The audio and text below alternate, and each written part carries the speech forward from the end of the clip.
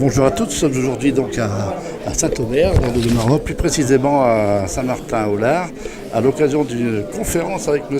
Emmanuel Le Chypre, journaliste économique sur BFM et France Inter. Bonjour Emmanuel. Bonjour. Alors aujourd'hui cette conférence, les gens, on a l'impression qu'ils étaient à l'école.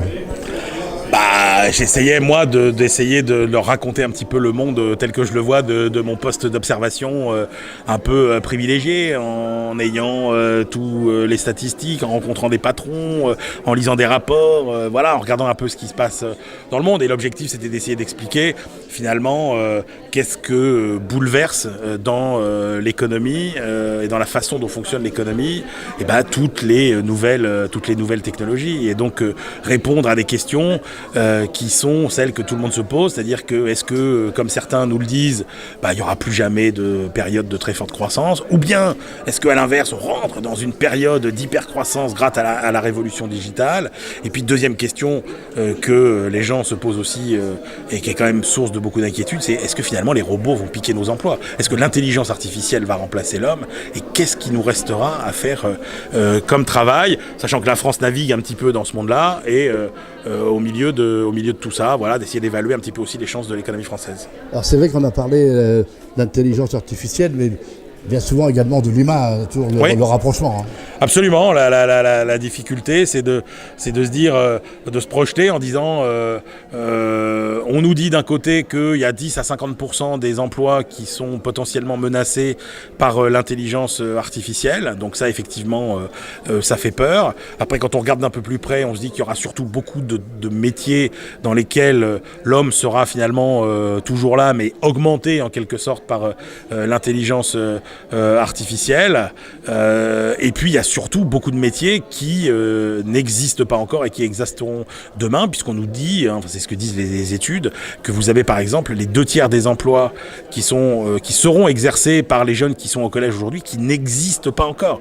Donc on est vraiment dans une période de bouleversement total. Ce qui est sûr. Alors c'est vrai qu'on a entendu parler des 101 métiers.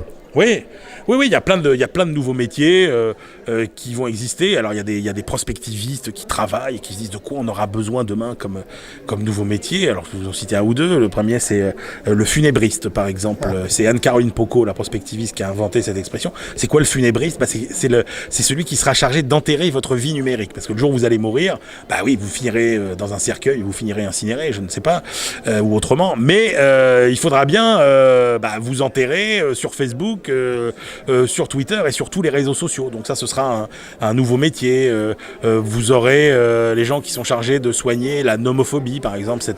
La nomophobie, c'est cette maladie qui consiste à être angoissé à l'idée d'être séparé de son téléphone portable. Vous voyez, donc tout ça. Voilà, donc il y aura plein de nouveaux métiers, d'assistance technique pour tout un tas de nouveaux services. Et puis surtout, je crois que le changement fondamental, c'est que on passe dans une nouvelle économie. Avant, on avait une économie dans laquelle on avait des entreprises qui produisaient des biens ou des services pour des clients qui étaient eux-mêmes soit des consommateurs, soit des entreprises, et que ces clients achetaient.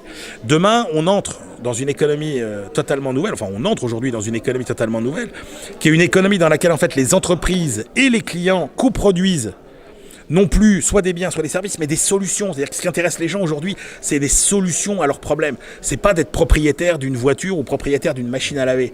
Ils veulent des solutions de transport, ils veulent des solutions de nettoyage. On parle plus de matelas aujourd'hui, on parle de solutions de sommeil, et ça change tout. Et donc ça, c'est vraiment la révolution majeure. On passe d'une économie de la production et de la consommation à une économie de la solution. Et ça veut dire qu'il y aura toujours autant de valeur dans l'économie.